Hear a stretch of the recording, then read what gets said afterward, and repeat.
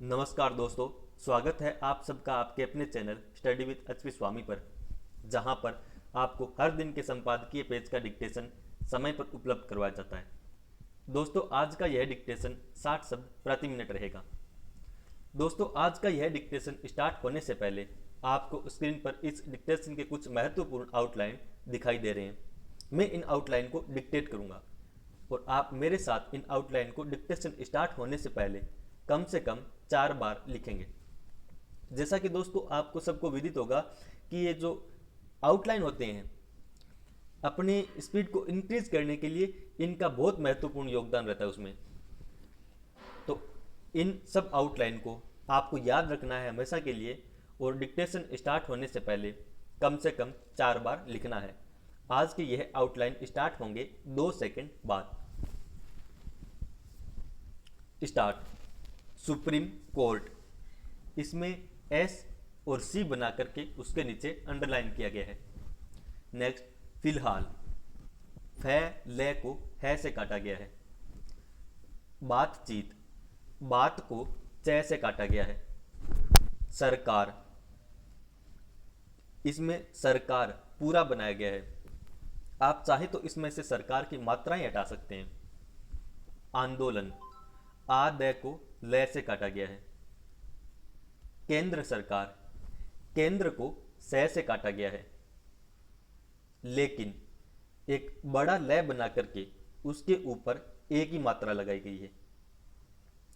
राजनीतिक, राजनीतिक में रे ने कै तीनों को एक साथ मिला करके लिखा गया है। समाधान, से को दान से काटा गया है।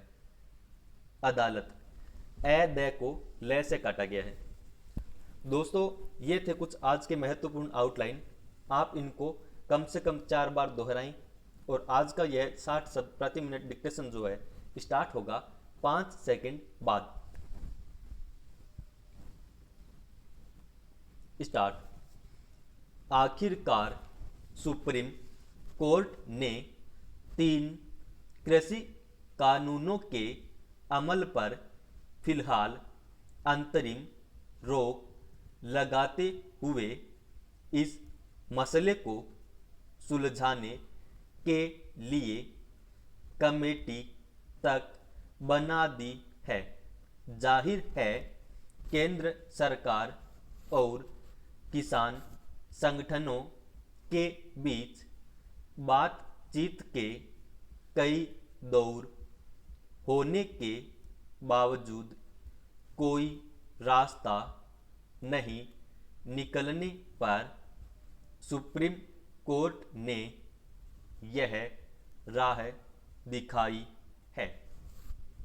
सुप्रीम कोर्ट से ऐसे ही फैसले की उम्मीद की भी जा रही थी, क्योंकि उसने सोमवार को ही चेता दिया था कि केंद्र सरकार या तो इन कृषि कानूनों पर अमल रोके, अन्यथा वह इन पर रोक लगा देगा।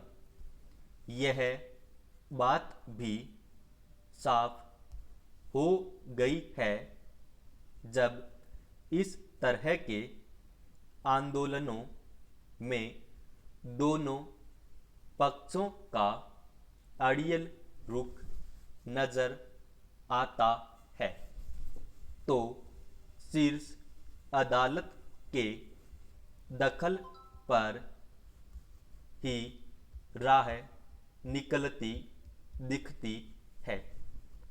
नागरिकता संशोधन कानून के खिलाफ शाहीन बाग में चले लंबे आंदोलन में भी सुप्रीम कोर्ट को ही हस्तक्षेप करना पड़ा था।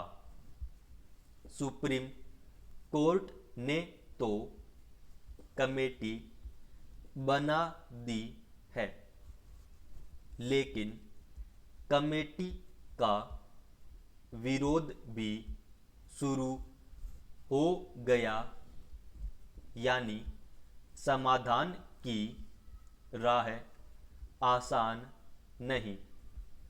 अब दोनों पक्षों को तय करना है कि वे अपने रुख में कितना लचीलापन ला पाते हैं।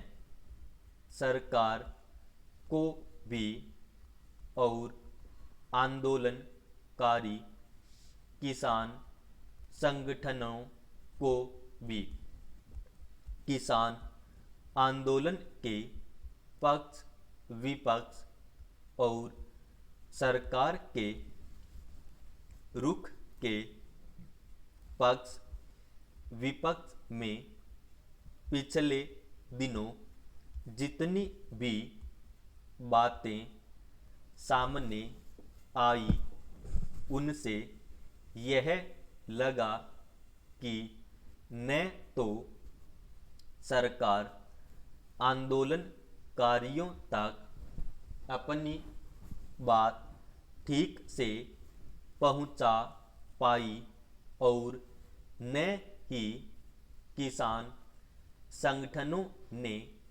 बातचीत का माहौल बनाया। आम तौर से ऐसे आंदोलन के समाधान की राह उस राजनीतिक प्रक्रिया से भी जुड़ी होती है जिसमें सत्तारूढ़ पार्टी ही नहीं बल्कि विपक्षी दलों को भी सरकार तक बात पहुंचानी होती है।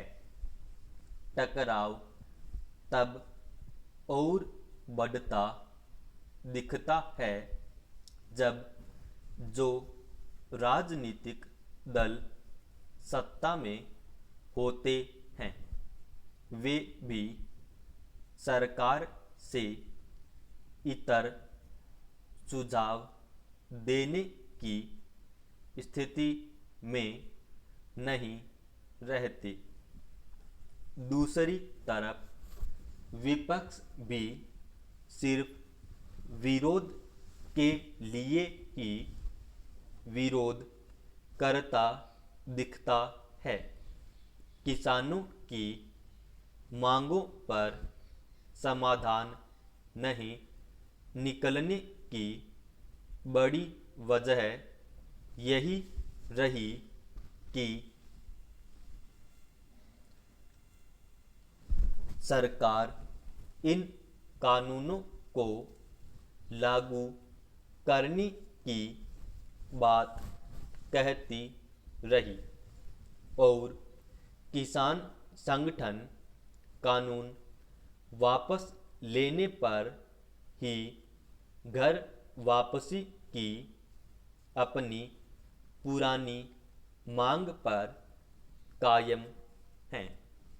विचारणीय तथ्य यह भी है कि आखिर अदालतों को हर बार दखल क्यों देना पड़ता है। अदालतें क्यों सरकारों को अपनी काम करने का तरीका बदलने की नसीहत देती दिखती है। कोरोना ने पहले ही देश की अर्थव्यवस्था को काफ़ी चोट पहुंचाई है। अब उम्मीद यह की भी जानी चाहिए कि सुप्रीम कोर्ट की कमेटी की राय आने पर कोई न कोई रास्ता ऐसा निकाल ही लिया जाएगा। समाप्त।